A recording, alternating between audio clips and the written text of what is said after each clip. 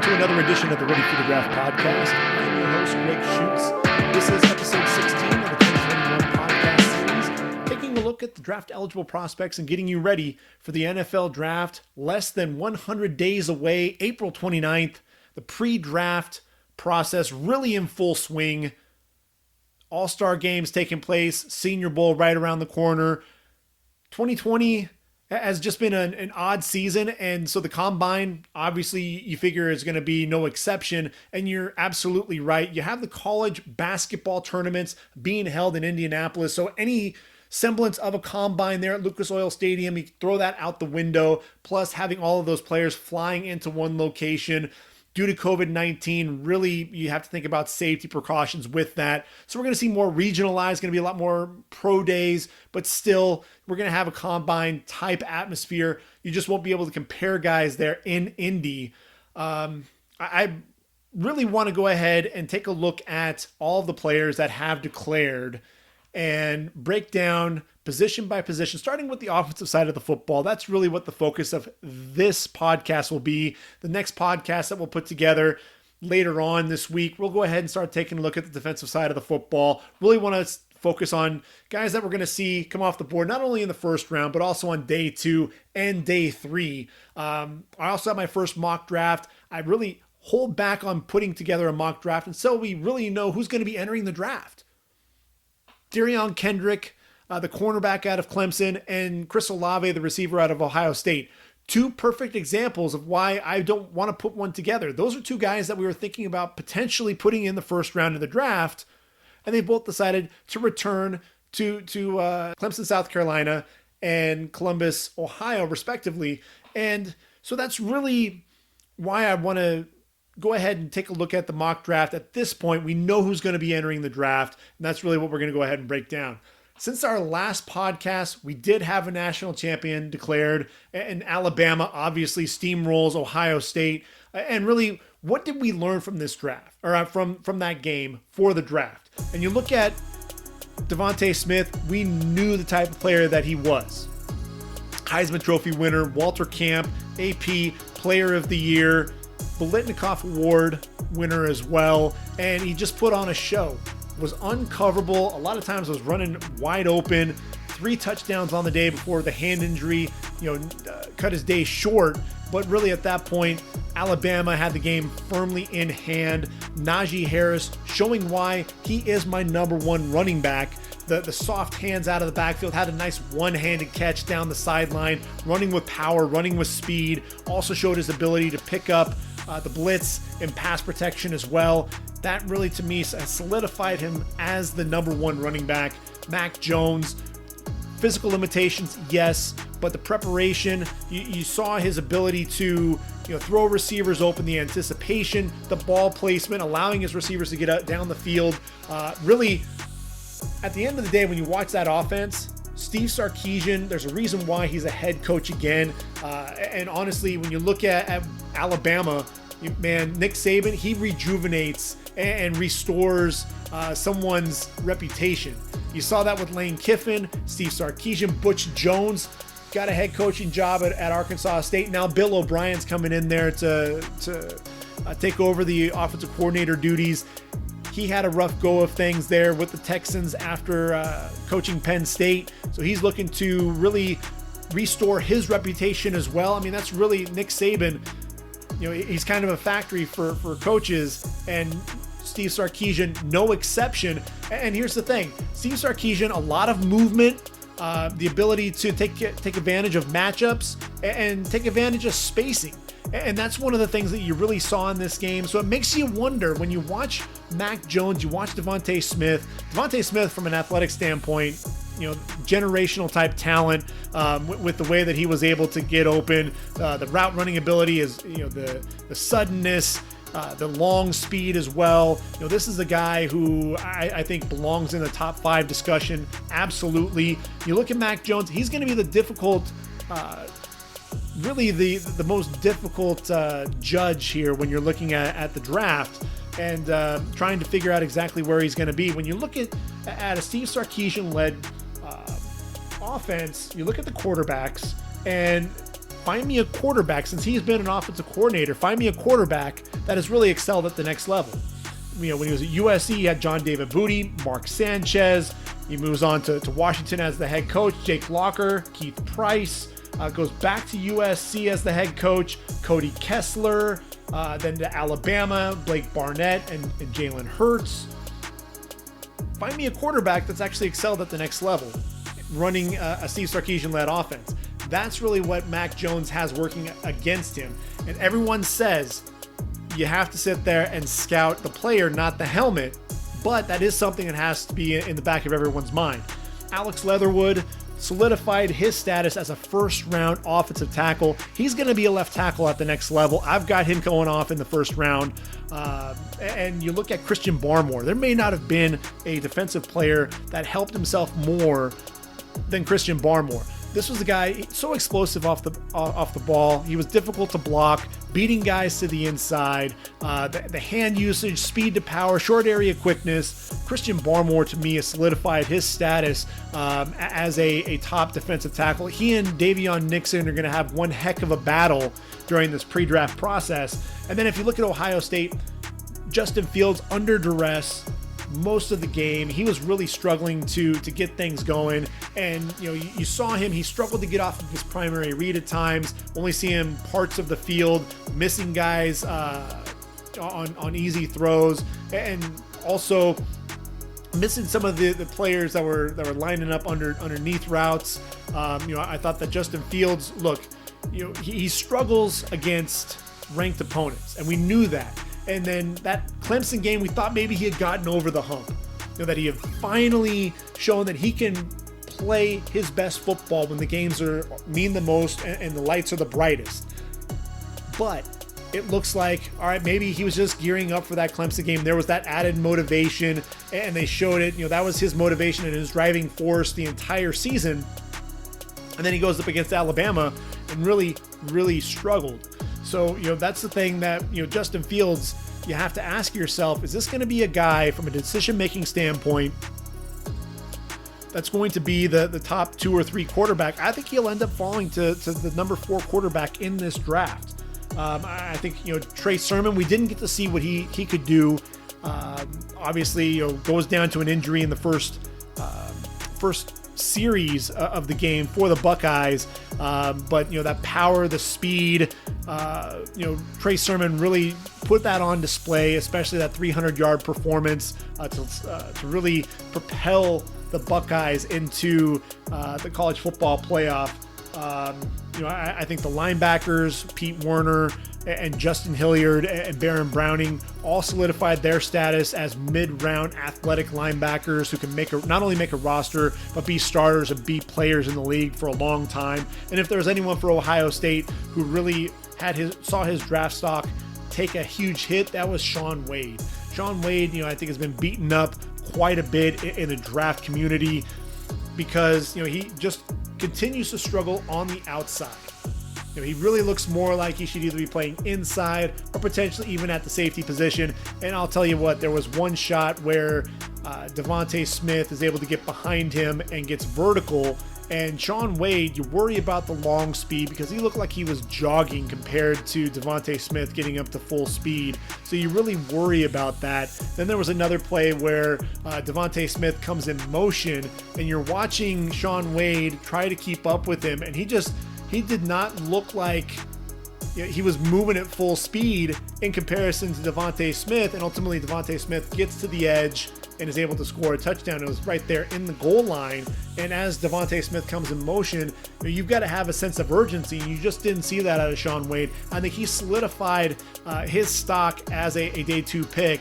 And I just don't see any way that he can recover from that. So transitioning now, we're going to go ahead and take a look at my first mock draft. And obviously, when you look at the mock drafts, you know who's going to be number 1 overall. Jacksonville Jaguars have their new head coach, Urban Meyer. He gets his quarterback, gets Trevor Lawrence out of Clemson. We're going to break him down further in the podcast to come. But I think it's safe to say Trevor Lawrence, number 1 overall pick. We can go ahead and just mark that in pen. And then the draft really starts with that number 2 overall pick. And the Jets, it's going to be an interesting, go of things here for the New York Jets. You had Adam Gase, unceremoniously fired. Robert Saleh comes in, the energetic, passionate defensive coordinator of the 49ers, comes in as the head coach. Joe Douglas gets his guy. And really, what's going to happen here? We know that the Jets could potentially be on the market for a quarterback. Deshaun Watson wants out of Houston and has said that he wants to go play for Robert Saleh. Will that happen? Will they get a deal done? That remains to be seen as to whether or not, do the Jets trade this pick, or do they potentially trade Sam Darnold for Deshaun Watson? Are there some picks exchanged? Don't really know what would happen there in that situation, but Deshaun Watson's not the only quarterback who wants out. Matthew Stafford also wants out. Then you have Carson Wentz. Now that Doug Peterson is gone, does Carson Wentz still want out of Philly, or does he decide that he wants to come back now? That's another situation. And then you have a lot of other quarterback, starved franchises. The 49ers, they're non-committal with Jimmy G. What's going to happen there? Drew Brees, is he retiring there in New Orleans? Do you really think Taysom Hill is the answer long-term for the Saints? Probably not. You look at the Steelers, Big Ben. The last time we saw him in a Steeler uniform, he was sitting on the bench. He was being consoled by his teammates, tears streaming down his face. Is that the end? Do we know if Big Ben, if that was the end for him, or is he going to come back for at least one more year? Look, he's the last of that draft class. Eli Manning, retired, and now Phillip Rivers has called it a career as well. So Indianapolis, they're looking for a quarterback. Who's that quarterback going to be? We don't know. Could it potentially be Matthew Stafford? So I think Pittsburgh, I think Big Ben comes back for one more year. I think when he sits down and talks with the franchise, you look at a lot of the question marks here at the quarterback position. I think to solidify things for Pittsburgh, give him a quarterback for one more season before he decides to call it a career. And Pittsburgh can be on the market for a quarterback in next year's draft. So a lot of things that are up in the air. The Jets could potentially use that pick, trade it for Deshaun Watson, or trade it for another team that's looking to trade up and get one of the top 4 quarterbacks in this draft. A lot of moving pieces. There's some other teams that are behind the Jets that are going to be looking for quarterbacks as well. And I think at the end of the day, the Jets have to ultimately consider if Sam Darnold's going to be the guy. And right now we're just looking at it, not predicting any trades. I don't ever predict trades in my mock drafts. So if the Jets are staying put at number 2, Sam Darnold could potentially still be the guy there in New York. And I think he hasn't had an offensive line that's really been able to protect him. Hasn't had the explosive playmakers. Could this pick be Devontae Smith, Jamar Chase? Absolutely. But here's the thing. You got to protect your quarterback. Look at what happened with Drew Brees. The Saints protected Drew Brees. They brought in Ryan Ramczyk to Eric McCoy. A lot of offensive Andrus Peat. They've made their investment up front to protect that quarterback. This is a draft that has they can still get their running back or their receiver later on in the draft. Later on in the first round, into the second round, and still be able to get those guys. I think this pick should be used on an offensive tackle, but I don't think it's going to be Penei Sewell, and here's why. You already have Mekhi Becton, who's your left tackle. And George Fant could potentially be your right tackle. Maybe not. Maybe you're looking for an upgrade there. But you look at a guy like Rashawn Slater out of Northwestern. Look, he's only 6'3", and so because of that, you worry about the arm length. Does he really make more sense at guard or potentially even at center? But look, he has that 5-position versatility. And really, at the end of the day, if you haven't seen his game against Chase Young, put on that game film. It is absolutely outstanding. The level of play that you see from him, and a guy who just really dominated, for lack of a better term, dominated Chase Young. But yes, he is 6'3", 314 pounds. So there is some concern, but if Mekhi Becton's going to be your left tackle, I think you can absolutely move Rashawn Slater to right tackle and then still have that versatility. If George Fant's going to be your right tackle, you can kick him inside to guard. We already see, with Quentin Nelson, what it means to have a Pro Bowl caliber guard. And Quentin Nelson was drafted number 6 overall, so there's no stretch. And the fact that he has that five position versatility, you know what? At the end of the day, Rashawn Slater makes more sense to me than Penei Sewell at number 2 overall for the Jets. So then we move on to number 3 in the Dolphins, and Tua Tagovailoa is going to get his guy, the receiver that he threw the football to, true freshman against UGA. That's right, Devontae Smith going to the Dolphins. And I think what they need to do is they need to get some explosive playmakers there. This could potentially be where Penei Sewell goes, because then you can take either keep Austin Jackson at left tackle, move Penei Sewell to the right side, or flip-flop him, but you can get your bookend tackles and protect Tua Tagovailoa, really address that line up front. But the ability to get a guy, look, a Heisman Trophy winner, what he's done this year, how could you not project him to go in the top 5? And with the Dolphins needing that explosive playmaker, this could also be Jamar Chase, absolutely. But I'm going to go ahead and go Devontae Smith here, at least for now. Moving on to number 4, the Falcons. Arthur Smith is now your head coach.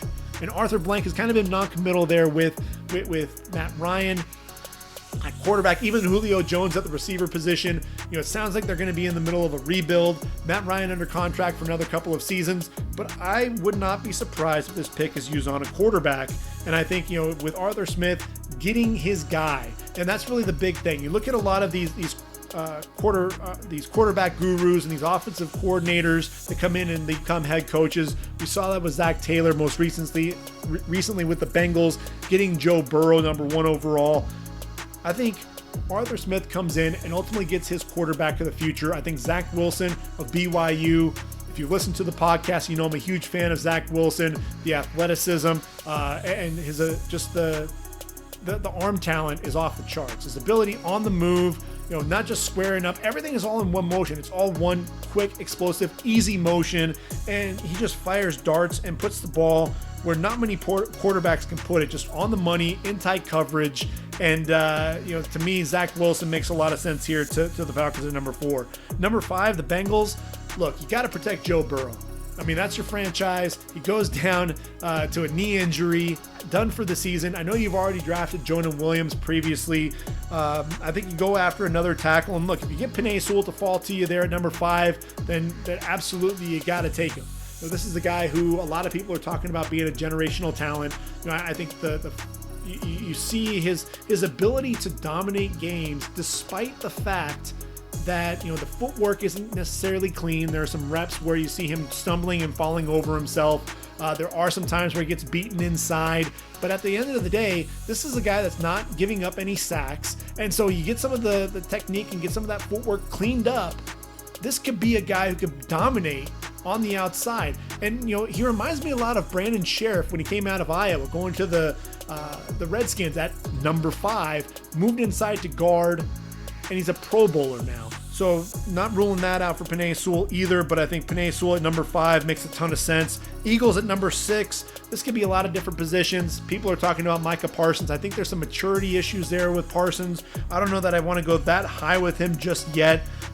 Eagles need a top-end wideout there for Carson Wentz or whoever's going to be the quarterback. Jalen Hurts, might get a crack at it as well. I think Jamar Chase, you have to take him in the top 10. And really, I think Jamar Chase is one of those receivers.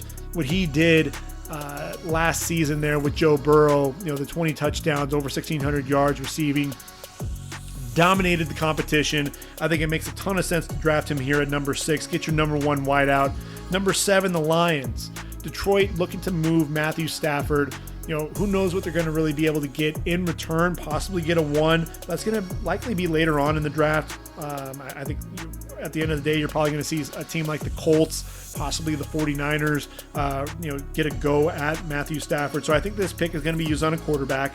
And I think at the end of the day, when you're looking at the Lions, this is going to be Justin Fields. This is going to be Trey Lance. And I think Dan Campbell ultimately is going to, I think he's going to go after Trey Lance.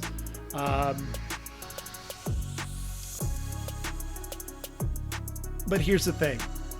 I think really the big question mark is who are they going to bring in as that veteran quarterback? Because I think Trey Lance needs a couple of years of seasoning, at least 1 year before he actually is handed over the reins, if you really want him to succeed. So I think given the current state of the roster, right now I'm going to go ahead and pencil in Justin Fields right here for the Lions. And that's not to say that Justin Fields isn't going to need a year of seasoning as well, but I think of the two right now, I would say that Justin Fields is more game ready than Trey Lance. So that's probably what I would do there at number 7. Number 8, the Panthers. Look, if Fields is going number 7, then Lance is going to go number 8. You've got Teddy Bridgewater in there to kind of bridge the gap a little bit, no pun intended. But then you bring in Trey Lance after that. You get your quarterback there. You got a couple of receivers there, DJ Moore and Robbie Anderson. I think you've got solidifying some things there on the offensive side of the football for Carolina. Number 9, the Broncos. They could go corner here. I think that's absolutely an option. You could go Patrick Surtain or possibly Caleb Farley, but I'm going to go with Micah Parsons. And here's why. I think Micah Parsons, he struggles as an off-ball linebacker, but if you allow him to get after the quarterback, rush the passer in a Von Miller type capacity, I think that's where he's probably going to excel the most as he continues to learn to drop into coverage. Bradley Chubb obviously occupying one side. Von Miller, really the question mark is what's his status going to be with the franchise? And ultimately, long term, if Von Miller is not in their plans, then I think this pick is going to be Micah Parsons. Number 10, the Cowboys. I think you have to shore up that secondary. Definitely in need of an upgrade, no doubt about it. I think Patrick Surtain makes a lot of sense here. Don't rule out Jeremiah Owusu-Koramoah here. I think Jalen Smith, a lot of people give him a hard time, especially with his playing coverage. But, the fact that he did sign that big contract, I don't think they're going to be able to get away from that. So I think at the end of the day, this will be Patrick Surtain. Number 11, the Giants. Honestly, I think you need to get a vertical threat there for Daniel Jones. This could be where Jalen Waddle comes off the board. But, you want to find a guy who's a bigger pass catcher. How about you go after Kyle Pitts, the tight end there for Florida? Not only was he the Mackey Award winner for the top tight end, but he was also a Biletnikoff Award finalist for the top wide receiver. Kyle Pitts is one of those matchup nightmares. Linebackers can't cover him because he's too fast, and he's too big for the corners and the safeties. Just really dominated whoever it was that lined up against him. It didn't matter. Elite cornerbacks. This was a guy, you put the ball anywhere near him and he was coming down with the football. And so I think when you look at the Giants, you've got Evan Engram, who's kind of struggled a little bit with his hands, but still a guy who can get vertical, can be that weapon down the field. I think you're adding Kyle Pitts here, a guy that can play outside. You can line him up in the slot. He can be an inline tight end. Bring in Kyle Pitts. I mean, it's just like drafting another receiver, but there's an added dimension to his game. I think it makes a lot of sense. Gives them another wrinkle there to their offense. Number 12, the 49ers. Look, they've got a ton of corners that are free agents. So I think they're not going to be able to sign them all. And so I think at the end of the day, Caleb Farley out of Virginia Tech, he sat out a season. I think you're really going to have to keep an eye on him, especially with some of his workouts. Make sure that he's, from a workout standpoint, that he's up to snuff. This is a guy that I think has just oozed potential, and that's really what you're getting with Caleb Farley is potential as much as anything else. But I'm a huge fan of Caleb Farley. I think he goes off the board, number 12 to the Niners. Number 13, the Chargers. They could go a couple of different directions here. Melvin Ingram, what's going to happen there? I think you could potentially go with an edge rusher, whether it's Gregory Rousseau, the redshirt freshman phenom from a season ago there with the U. Potentially Azeez Ojulari, the outstanding rush outside linebacker there for Georgia. But I'm going to go a different direction. I think they need to shore up that offensive line. You've got your quarterback in Justin Herbert. You've already seen what's happened to Joe Burrow. You don't want that to happen to your investment. You've got Brian Bulaga, who should be playing right tackle anyway. Bring in Christian Darrisaw out of Virginia Tech. You got a couple of Hokies going back to back. But I think Darrisaw, about as polished as a guy you're going to find in pass protection. Very smooth with his kick slide. Does a great job as well with those counter moves back to the inside. I'm a huge fan of his, which means that at number 14, the Vikings look to shore up that pass rush.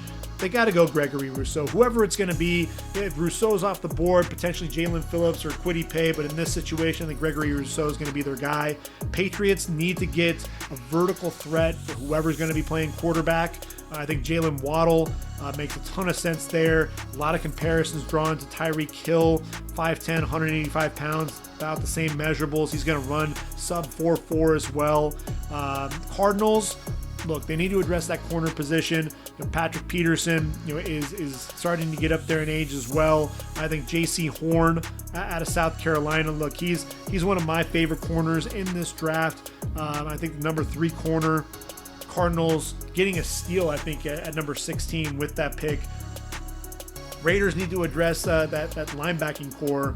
They also need to address that defensive front. So I wouldn't be surprised if this pick is Christian Barmore, but I'm going to go ahead and go with the Butkus Award winner, Jeremiah Owusu-Koramoah. Feels a lot like a Mike Mayock type guy, very versatile, the guy that can play linebacker, could be that rover, play safety.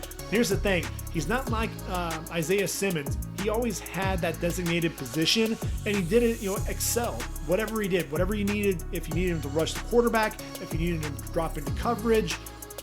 This is a guy who's very instinctive, and yes, he is 6'2", 215 pounds, a little bit undersized, but he's that new wave linebacker for the NFL, and I think Mike Mayock wants to get ahead of things, get a linebacker like that, on his roster. The Dolphins with their second pick in round number 1. Like I said, this could be an offensive tackle, could be Alex Leatherwood, but I think at the end of the day, you're looking at that running back group. Really a running back by committee. Myles Gaskin, I think, is your number 1 right now. I think you got to go Najee Harris. They're going to get to see him. That coaching staff is going to get to see him at the Senior Bowl. So I think Najee Harris makes a ton of sense here. Redskins at number 19. They need an offensive tackle. I think they desperately do. And, Cornelius Lucas playing the left side right now. Alex Leatherwood, pencil him in right there. The Bears need a wideout. I know we really don't know who's going to be playing quarterback there. The Bears, should have mentioned them earlier. They're in a situation there. Nick Foles need to bring in another quarterback to compete with him, because he's clearly not the long-term answer. Allen Robinson, likely not going to be in Chicago. I'll take Rashad Bateman out of Minnesota.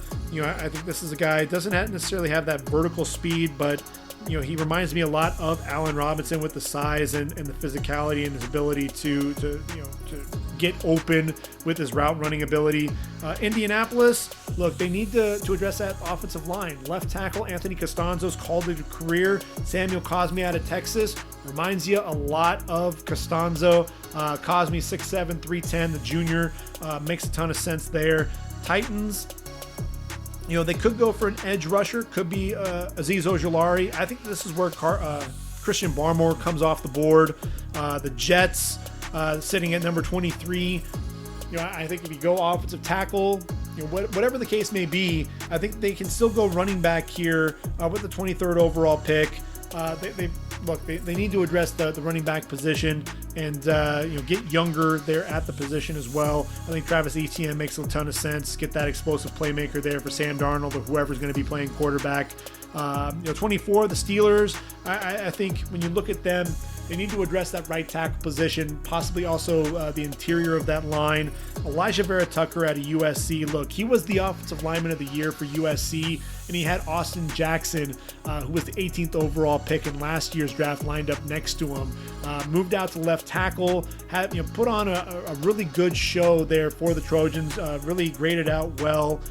Did struggle at times with some speed. May actually be at his best on the right side or at guard, but I think it makes a ton of sense for him to come off the board in round number 1. I think this is probably the right value for him. Number 25, the Jags.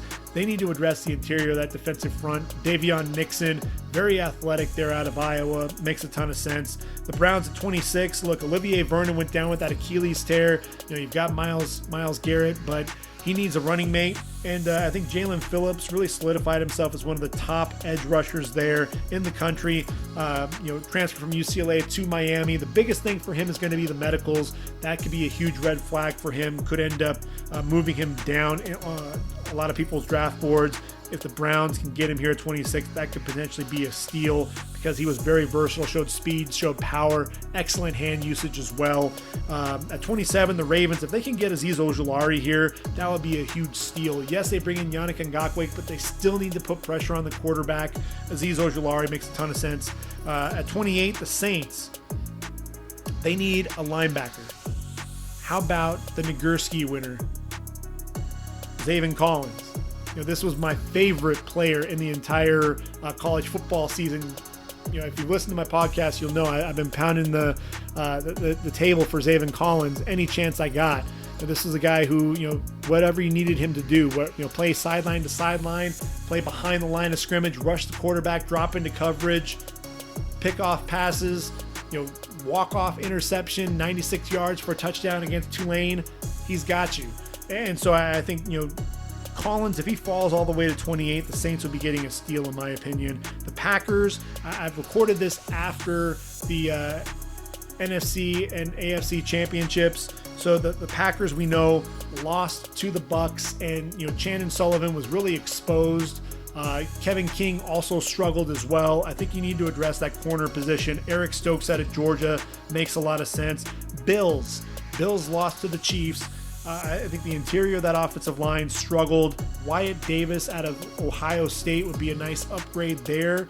The Buccaneers, have them drafting 31 right now. They're going to Super Bowl 55 to play the Chiefs. Right now, the Chiefs are probably going to be the favorite. So I'm going with the Buccaneers here at 31. And I think they need to shore up that secondary, really exposed against the Packers. They could go offensive line as well. But how about Trevon Merrick, the Jim Thorpe Award winner, a guy who has ball skills for days, can come up, reliable tackler in the open field. I think that makes a ton of sense. Put Merrick there, play him alongside Antoine Winfield. And then the Chiefs, they need to get another pass rusher.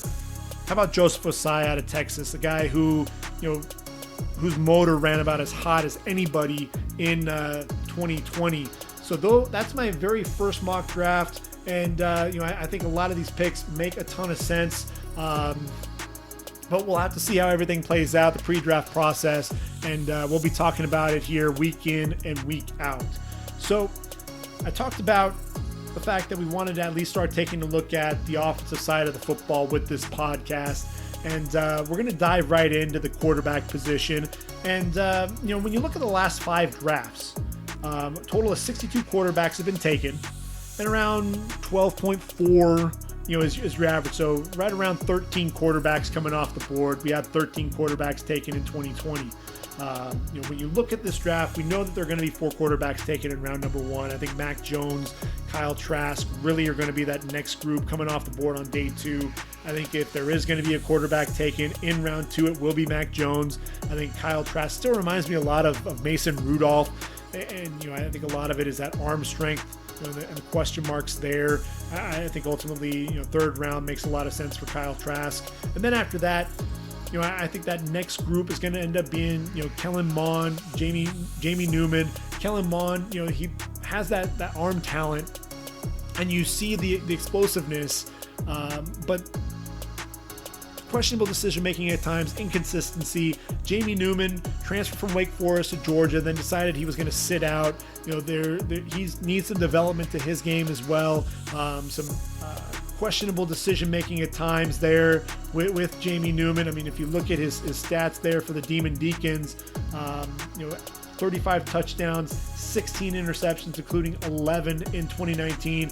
Really needed to cut down on things. I would have loved to have seen him actually play out a season there in Athens. But that being said, I think he'll come off the board in round number 4. In round 5, traditionally, you're looking at 1 to 2 quarterbacks taken in round 5. I think Davis Mills is going to be your guy there out of Stanford. Decided to declare for the draft. We've seen a few guys on the offensive side of the football for Stanford entering the draft. And with Davis Mills, you're going to get a guy who is probably about as pure a passer as you're going to find in the draft.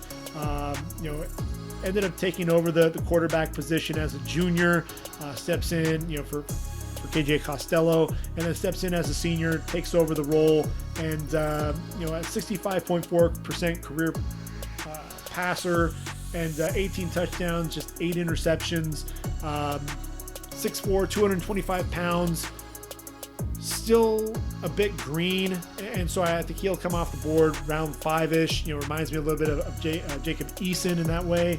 Round 6 and 7, you're looking at probably about 4 to 5 quarterbacks taken in this area. So, I look at a guy like Peyton Ramsey out of Northwestern. Makes a lot of sense as the guy that's going to be coming off the board at some point.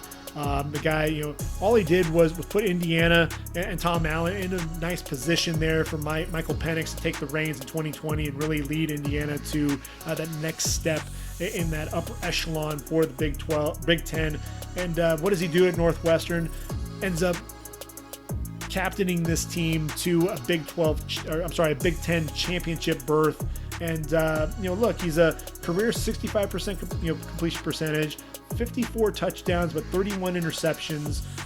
Needs to cut down on the mistakes. That's one of the things that you really worry about.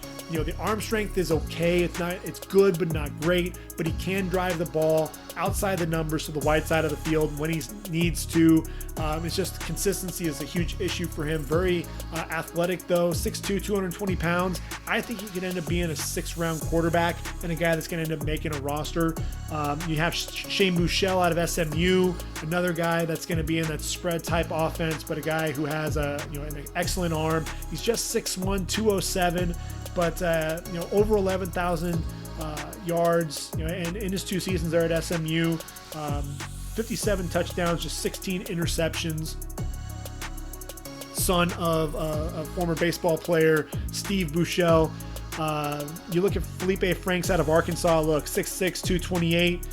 Had the injury there at Florida. Kyle Trask came in, and ultimately he had to transfer to Arkansas to see any playing time. But at Arkansas, he completed over 68% of his passes, 7 touchdowns, just 4 interceptions, shows off some athleticism as well for a guy his size. I think he'd be worthy of a late round pick. Same goes for, I think Ian Book, Sam Ehlinger. I think we're going to see them drafted probably late on day 3, 7th round picks. I think Sam Ehlinger ultimately is going to be a Taysom Hill type player. I don't really see him being a quarterback at the next level. Ian Book, limited physically, limited in terms of his height, but a guy that is just a gamer, is going to go out there. His team, Notre Dame, was never out of it because of his improvisational skills. Reminds me a little bit of Chase Daniel in that way, the stature and just that gamer and that baller mentality. So, I think that can make some sense there. And rounds things out there at that quarterback position. The running backs. So here's what's interesting about the running backs. In the last 5 drafts, we've had 115 running backs taken. Last year, we only had 16 running backs taken. That was the fewest since 2010, the draft where we saw C.J. Spiller, Ryan Matthews, Javid Best, Toby Gerhart. But I look at this year's draft, and I think there are a lot of running backs that I would really be interested in taking. I think what you're going to see is round 1, we know Najee Harris, Travis Etienne are my guys. Round 2, traditionally you're going to see right around 3 running backs taken. We've had as few as 1 in 2016 and 2019 and as many as 5 last season. I think Javonte Williams, Michael Carter of UNC, and then Trey Sermon out of Ohio State. Those are going to be your three guys that, to me, are locks to come off the board in round 2.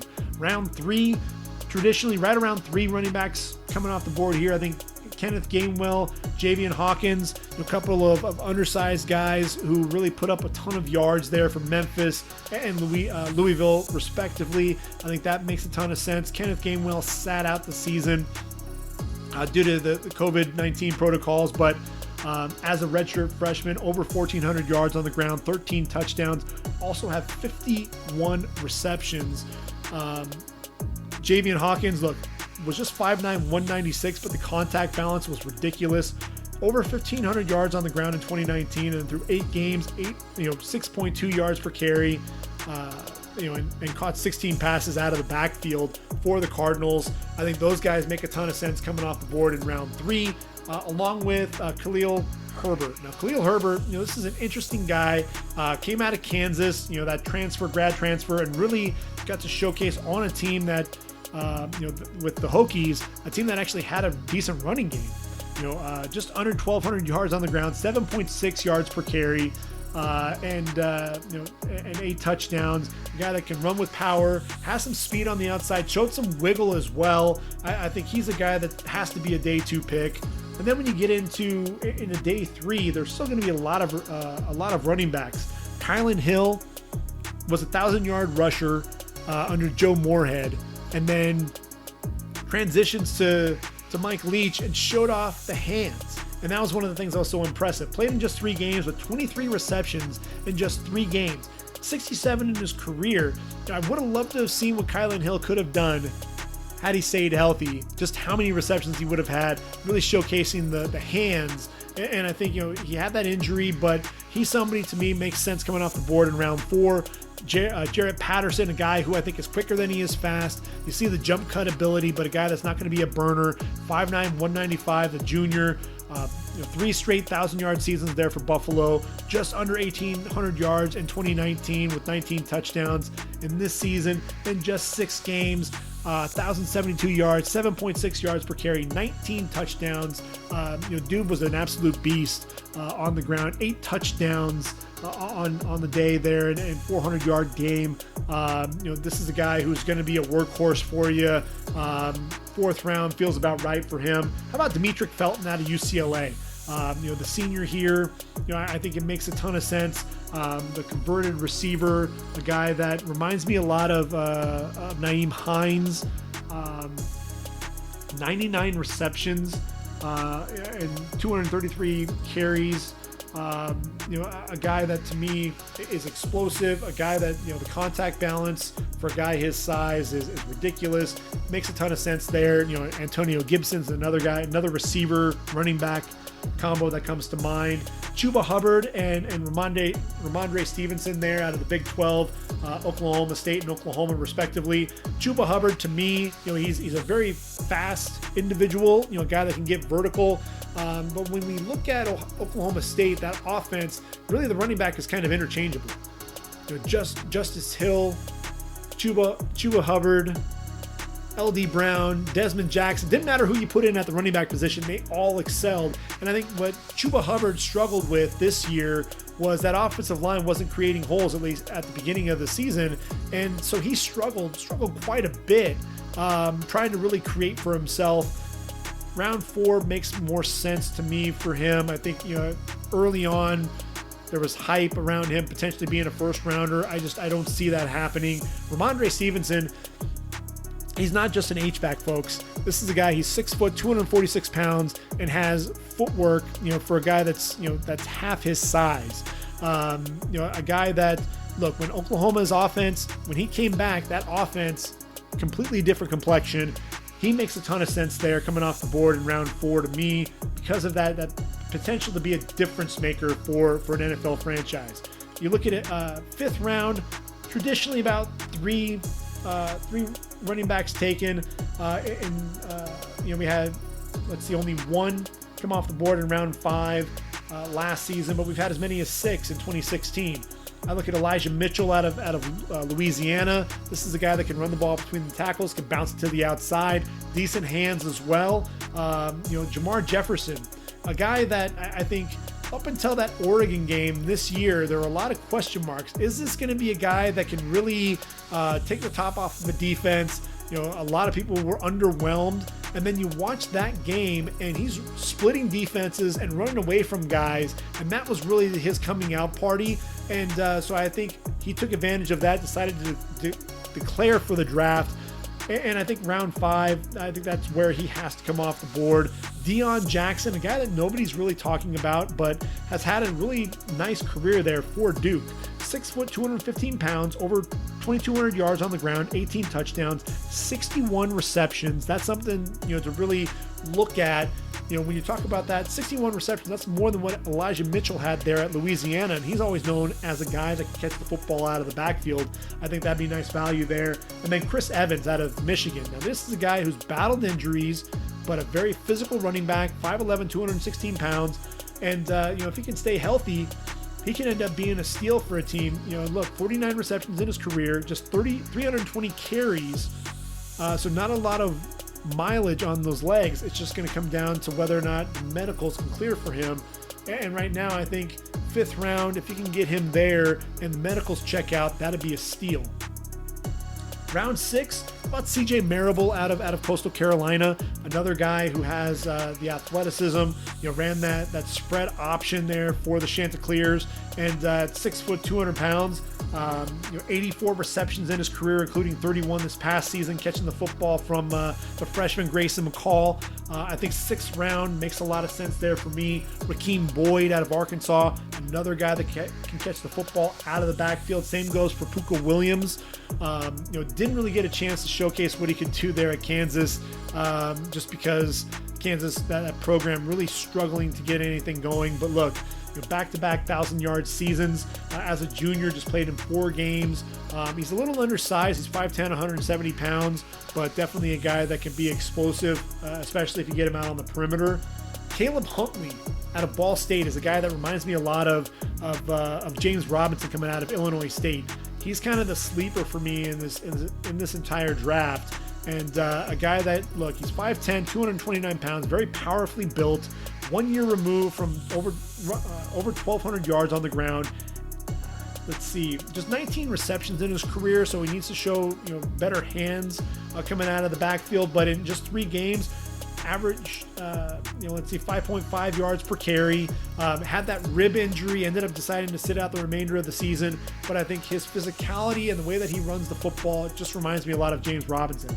I've seen Rose out of Kentucky, another guy that I can see coming off the board in the 6th, 7th round range. I think Spencer Brown, Brendan Knox, a couple of big physical guys. Look, Spencer Brown reminds me a lot of Kareem Hunt when he came out of Toledo. A couple of guys who lost weight and became more explosive because of it.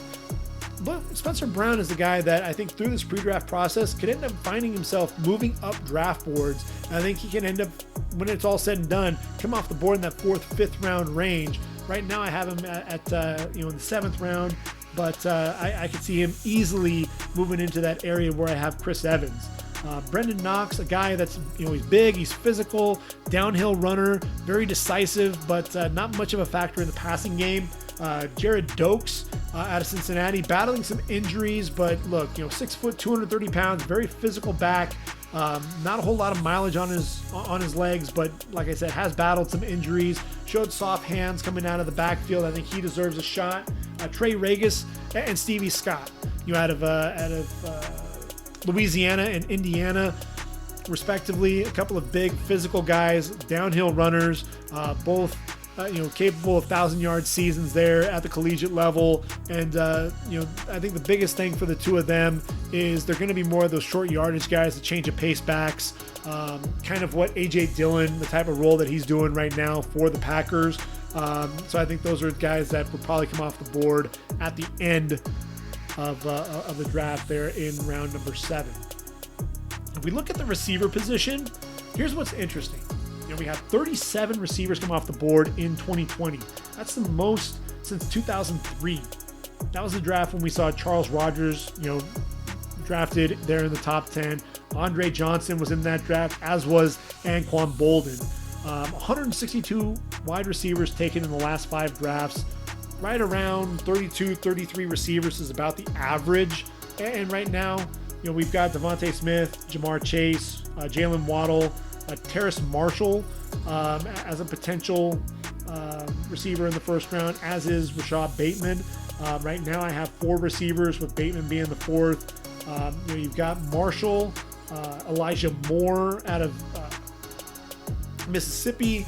He was a Biletnikoff Award finalist, the slot receiver, a guy that I think he's a little undersized, but he's going to be a playmaker there on the outside. Rondale Moore out of Purdue. He's decided to enter the draft, and this is a kid, look, he burst onto the scene as a freshman and was absolutely ridiculous. Over 1,200 yards, 114 receptions, 12 touchdowns, also carried the ball another 21 times. 5'9", 180 pounds, just a big ball of muscle. This was a guy that was lifting with the offensive line. but has only played in 7 games in the last 2 seasons. And so you worry about the durability. This is a guy, look, if you're hitting the weights, then you have to worry about some of that flexibility. If you're going to be a big ball of muscle, you got to hope that there's some flexibility to you. Otherwise, you're susceptible and prone for tears. I should know, I've torn my calf muscle, my Achilles tendon, and a lot of that was due to my leg muscles just being tightly wound, and ultimately, the energy's got to go somewhere at some point, and so a lot of that went with my muscles. Muscles and tendons. And so that's what I worry about with Rondale Moore. That's why I think ultimately he's going to go off the board in round 2. Elijah Moore, mentioned his stats, over 1,100 yards this past season, 86 receptions in just 8 games there for the Rebels. Kadarius Toney really solidified himself as a guy that's kind of come off the board in the first 2 days. Was kind of a gadget gimmick guy, reminds you like Tavon Austin type, but really has kind of developed himself and put him, as a complete receiver, more of a Deebo Samuel type of guy. I think he comes off the board in round 2. Tutu Atwell, really an undersized little guy, but very speedy, a guy that's going to get vertical. Tylan Wallace, physical, Biletnikoff Award finalist from a couple of years ago. Very physical guy, plays bigger than his 5'11 frame, likes to go up and high point the football. You've got Seth Williams and Sage Surratt, a couple of bigger receivers. Sage Surratt, he sat out this past season due to the COVID protocol, but at 6'3", 215 pounds as a sophomore. Played in only 9 games, battled some injuries, but all Jamie Newman had to do was put the ball anywhere near him, and he would go up and attack the football. 1,000-yard receiver there through those 9 games, 11 touchdowns, large catch radius. And that's the same thing for Seth Williams, 6'3", 211 pounds, the junior, 17 touchdowns in his career. And look, the biggest thing that you worry about with Seth Williams and Sage Surratt, and the reason why they're not coming off the board in round number 1, is the fact that you worry about whether or not they can separate. Are they an Alshon Jeffrey type of guy, a guy that's going to mostly be the guy that's going to attack the ball vertically, being able to high point that football, those 50-50 balls, and really have to use that body to box defenders out, and not really be able to create much separation.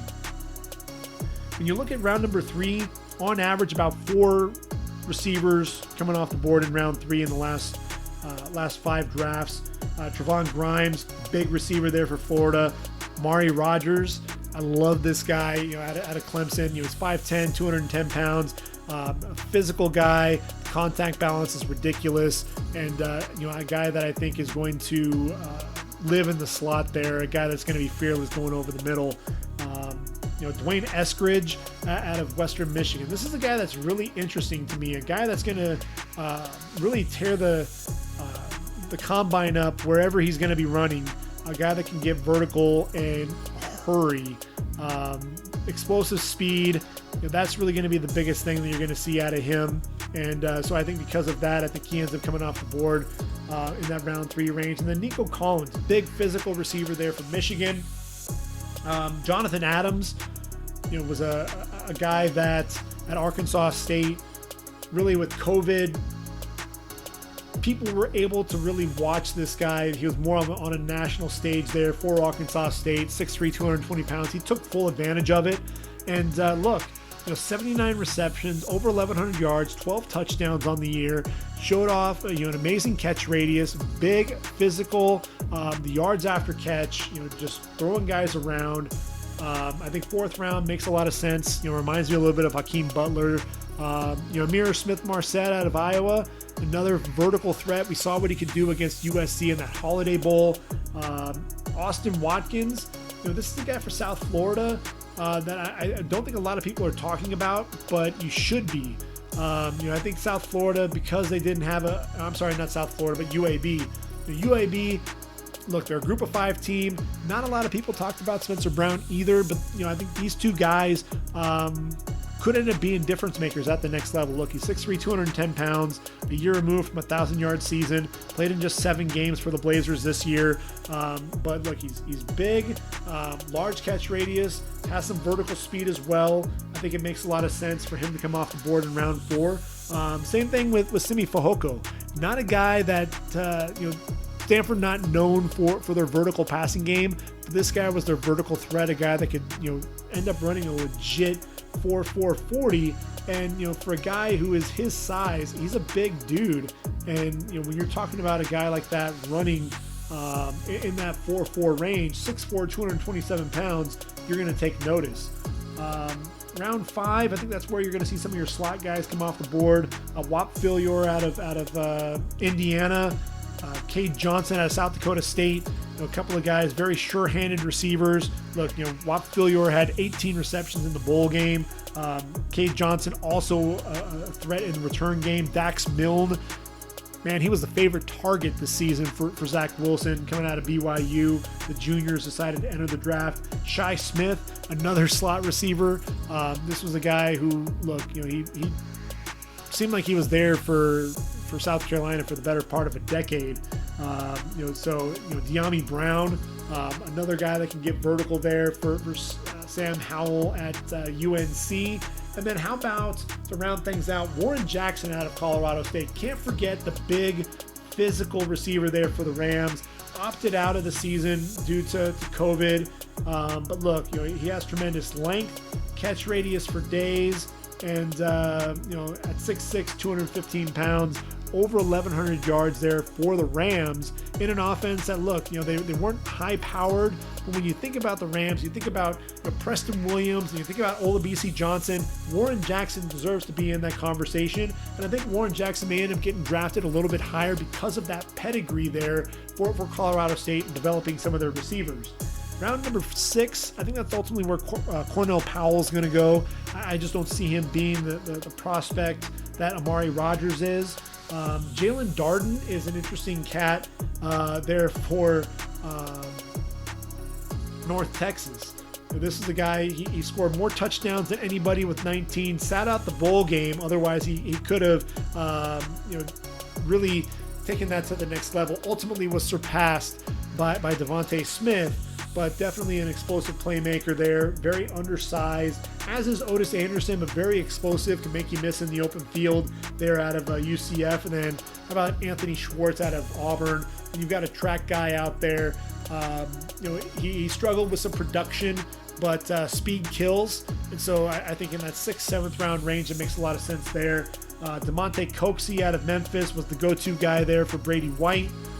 Des Fitzpatrick, a bigger receiver there. He was a nice compliment for Tutu Atwell. Marquez Stevenson, speedster there for Houston, a guy that was known to get vertical.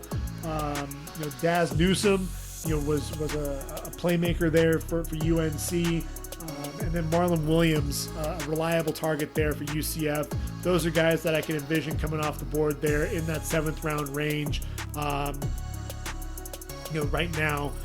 And if you were to add those guys up, if you're looking at a total receivers, that would be 37.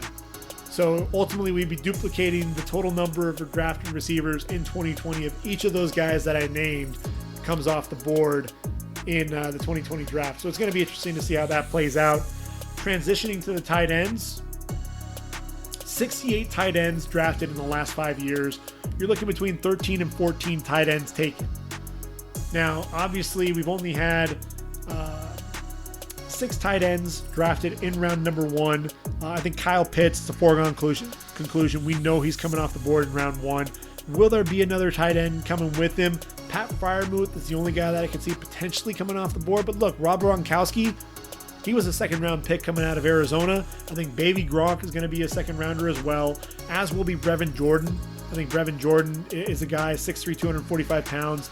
The yards after catch really jumps off the game film. The biggest thing for me is going to be that 40 time. When you're talking about a guy that's undersized at the tight end position, you got to be able to run like Evan Engram to come off the board in the first couple of days. Otherwise, you end up being a guy like Hunter Bryant. He ran in the 4.7s and really fell off draft boards. Round 3, Hunter Long was a reliable go-to target there at BC for Phil Dracovic.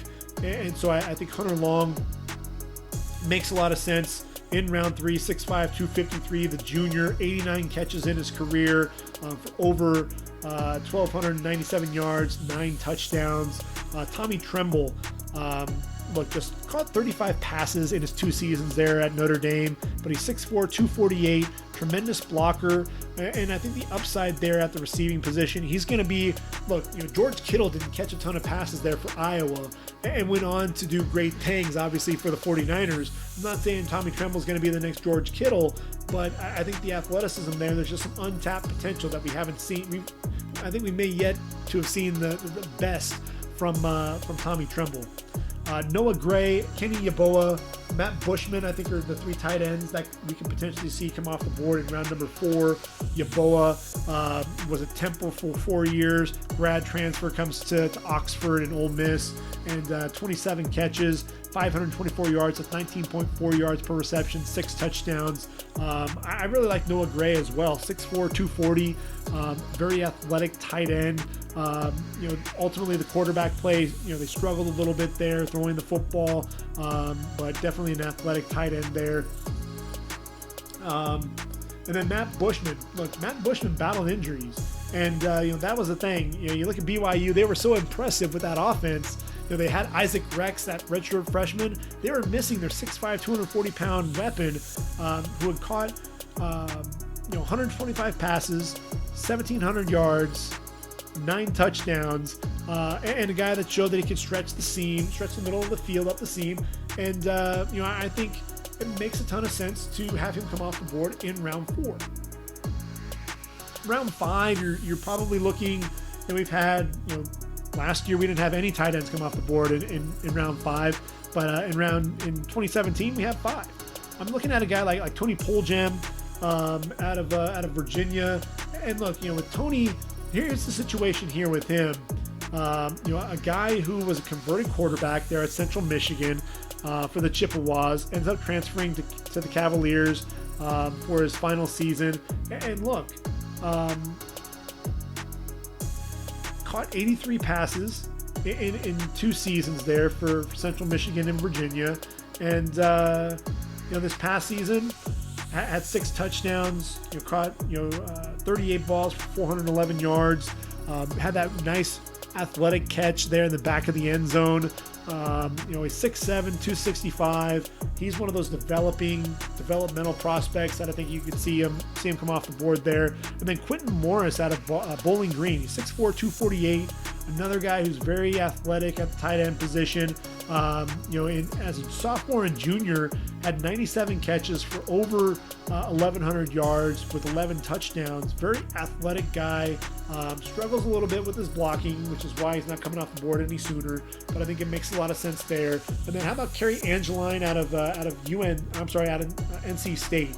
Ultimately showed up at USC, ends up transferring to NC State. He's 6'7", 250, another big target. Look, 27 catches, over 400 yards, 6 touchdowns, averaged 15.3 yards per reception. Needs to show me a little bit more as a blocker, but I like him as with his size and the athleticism. Round 7, Zach Davidson out of Central Missouri. If you haven't gotten to see this guy play, he's got receiver skills for a guy at the tight end position. Runs really well, runs away from guys in the open field. 6'7", tight end. A lot to like there. I think Josh Pedersen out of ULM, Louisiana Monroe. He's a guy that I really like, and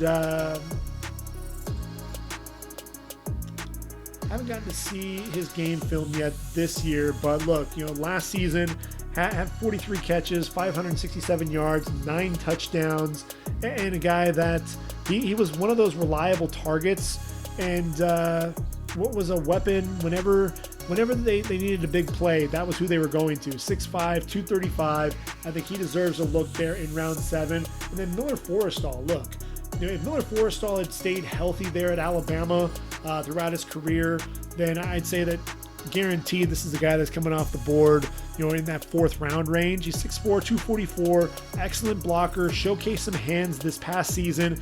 But look, coming into this year, had only played in 14 games in 4 seasons before playing in 10 games this year, battled some injuries again. That's really what's going to potentially hold him back from getting drafted, are those medicals, but still a guy that I think deserves a shot at the next level.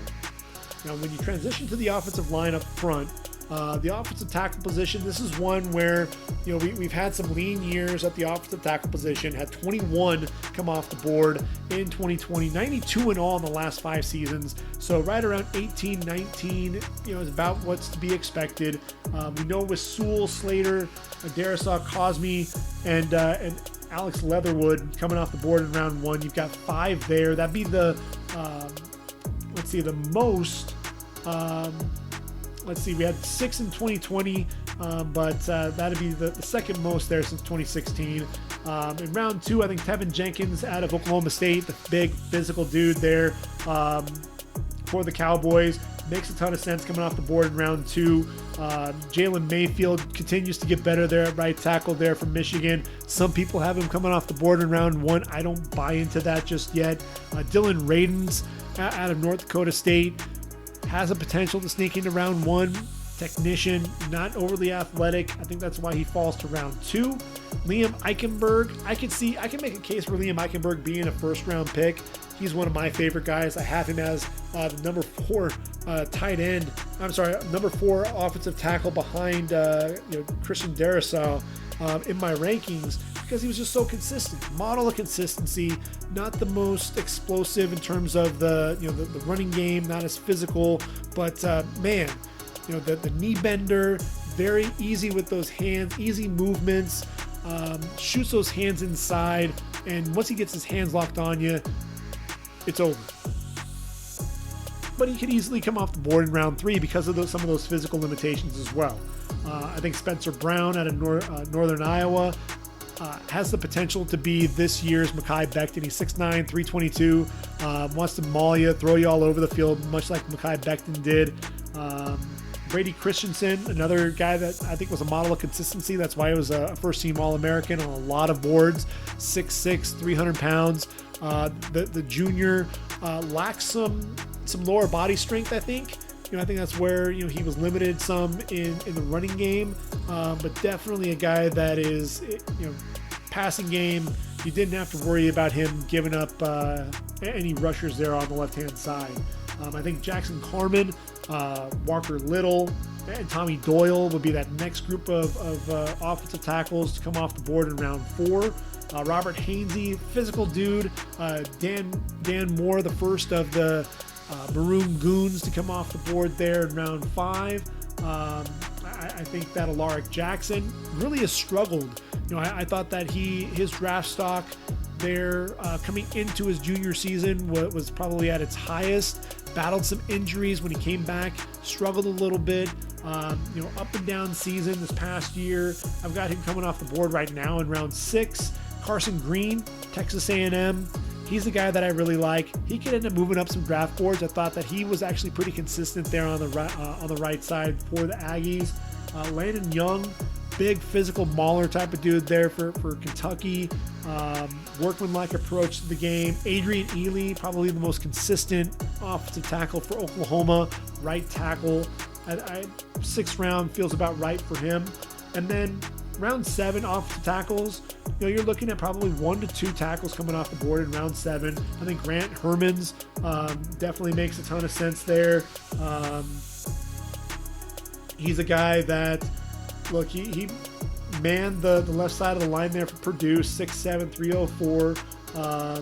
I think he can come off the board as James Hudson, more of a developmental guy there for Cincinnati, junior, but he's decided to go ahead and declare for the draft. 6'5", 311 pounds. I think it makes sense to see him come off the board there late on day 3. If you look at the guard position, this is another position that traditionally kind of up and down. We had some lean years in 2017 and 2018. 2017, you only had 12 guards taken. 2018, just 9. But this past season, we had 18, led by Robert Hunt in round number 2. And 71 guards total in the last 5 drafts. So you're looking at probably right around that 14, 15, tackle range or guard range. That's probably about what to expect. Wyatt Davis and Elijah Vera Tucker, we had them coming off the board in round number 1. I think Trey Smith, the Tennessee product, was a left tackle, freshman All-American, battled the blood clots, worked his way back. Looks like a menace there at the guard position. I think he comes off the board in round 2. Aaron Banks, 6'6", 330 pounds, was a first-team All-American there for Notre Dame. Physical presence there on the left side of the line for them. I think Deontay... let's see. So I think Deontay Brown is going to come off the board there in round number 3. Deontay Brown, I think weight is going to be a huge concern for him. He can end up seeing his draft stock fall quite a bit. He was 6'4", 350 pounds. Needs to watch the weight. Deontay Smith out of East Carolina is 6'4", 287. I don't see him being a tackle, so that's why I didn't have him listed at the tackle prospects. I think he'll move inside to guard. I think he has starter potential coming out of East Carolina. When you look at round 4, I think Royce Freeman out of Mississippi, he was the right tackle there for the Rebels, a guy that I thought was pretty consistent, shooting his hands to the inside. I really like him there in round number 4. Noah Laufenberg, very physical player there for Air Force, 6'3", 293 pounds, very adept in the run game. I think he can end up coming off in round 4 as well. Let's see who else we have. Ben Cleveland, the best interior lineman that Georgia had. He's another big physical dude. And Cleveland, 6'6", 335. And Jack Anderson out of Texas Tech, another guy that is pretty athletic for his size there at the guard position. Sedarius Hutchinson, Coyote Awosika, Channon Herring out of BYU. Those are the 3 guys that I have penciled in right now in the 5th round. I think with Awosika there for Buffalo, was their left tackle, but I think he's more of a physical guy, physical presence, struggled with speed coming off the edge. I think you kick him into inside, has that starter potential as well. I'm going to give you a name that I think the draft circles really know, and that's Quinn Miners out of Wisconsin Whitewater. He's 6'3", 320. I think a little undersized at the tackle position, but a guy that can be a mauler there inside a guard. Kendrick Green out of Illinois, another guy who's decided to come out and enter the draft, 6'4", 315. 6th round range makes right sense there. Jared Hawker there for Texas A&M, a veteran presence. Tristan Hogue, another veteran there for BYU. I think those guys limited athletically, but guys that I think can come off the board there, round 7 range. I think you're going to see probably 2 to 3 guards come off the board in round 7 as well. And then finally, to round things out, we're going to stick in the middle of that offensive line, the pivot, the center position. 41 centers taken in the last 5 drafts. The 2018 draft saw 11 centers taken, but in every other draft but this last one, so that's 2016, 17, and 19, he had 7 centers taken. We had 9 this past season, so we can see anywhere between 7, 9 centers come off the board this year. We're not going to see one come off the board in round number 1. Landon Dickerson, I think, is the best center in this draft, but he's coming off yet another injury. Had the injuries there at Florida State. So the question really remains, what are the medicals? I think that's really going to tell everything for Landon Dickerson. We could see his draft stock plummet if the knee injuries don't really check out. Creed Humphrey, model of consistency there for OU.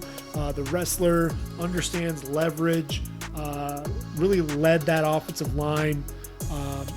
When he started as a freshman, much like Tyler Biadasz there at Wisconsin, he had an extremely talented line around him.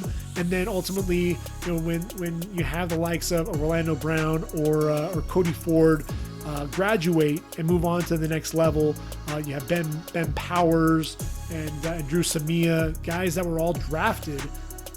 You're starting over with a new line, and he was able to still have that line perform at a high level. I think it makes a lot of sense for him to come off the board in round 2. Josh Myers, the junior out of Ohio State, right now to me is the only guy that I see coming off the board in round 3. Round 4, Ryan McCollum out of Texas A&M. Look, you've got the Maroon Goons, 6'4", 300 pounds. I thought he was one of the more consistent players at that center position, and so I've got him coming off the board as my number 4 center right now. Moving into the 5th round, Drew Dahlman of Stanford, Michael Bennett out of Penn State, veteran players there. Dahlman only a junior, but I could see them coming off the board there. How about Drake Jackson? He's only 6'2". Jimmy Morrissey, the winner of the Burlsworth Trophy, coming off the board round number 6. And then round things out, you've got Trey Hill, the junior out of Georgia. They're at the center position, a guy that I think needs to watch his weight a little bit, but a guy that can play with some physicality. And just because he's drafted in round number 7 doesn't mean he won't make an NFL roster. I think he actually will. But again, he needs to keep that weight under control. So those are the guys that I anticipate coming off the board on the offensive side of the football as of right now. Taking a look at everybody that's draft eligible. That's not to say that things aren't going to change, and we're going to be taking a look at it as we go through the draft process. We want to make sure that we're getting the height measurements correct. We're going to have to make sure that what we're seeing, validating what we're seeing on the game film when we look at a lot of the drills and the 40 times and things like that. So we absolutely want to see what those got, what can happen there. And then obviously when you're talking about draft boards and who's drafting where, obviously I'm just taking a look at this and just saying, all right, here's a grade for a player and who I can see coming off the board in a particular round, and really using a lot of the stats and the metrics to really say, okay, if we've got 4 tackles coming off the board in round 5, who are those 4 tackles likely going to be? Not really even knowing who's going to be up to draft a tackle there in round 5. So there's an inexact science with this, but I just wanted to take its different look at the draft and really a different look at the draft eligible prospects. So hope you enjoyed at least taking a look at things a little bit differently. We're going to take a look at the defensive side of the football later on in the week. And, we've got the defensive ends all the way through to the safety position.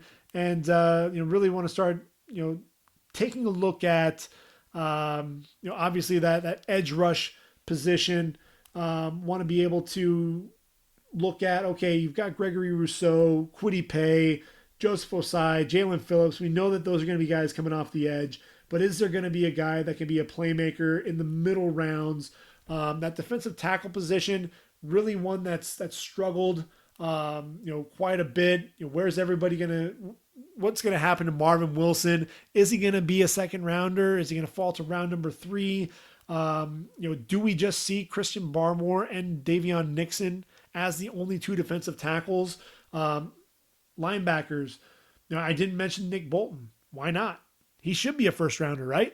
A lot of people have him coming off the board in round 1. Why do we only have, 4 linebackers coming off the board in round 1? Who do we have coming off the board in rounds 2 and 3? A lot of familiar names coming off the board there. And then in the secondary, you've got Surtain, you've got Farley, you've got Horn, Eric Stokes as that number 4 cornerback, Trevin Merrick as a safety. But when you get into that group on day 2, from Elijah Molden and Asante Samuel to, Tyson Campbell, Melifonwu is a name to remember, Rodarius Williams coming out of Oklahoma State. Don't forget about Paulson Adebo, who does have some skill there. And then, safeties, Sean Wade, you have to mention as a safety, really.